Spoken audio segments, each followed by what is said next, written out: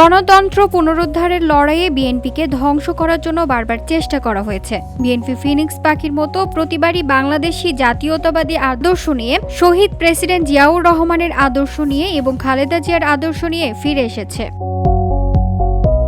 বিএনপিকে ধ্বংস করার জন্য বিএনপির প্রায় ৬০ লাখ মানুষের বিরুদ্ধে মামলা দেওয়া হয়েছে। বিএনপির প্রায় ২০,০০০ নেতাকর্মীকে হত্যা করা হয়েছে এবং ১৭০০ নেতাকর্মীকে গুম করা হয়েছে।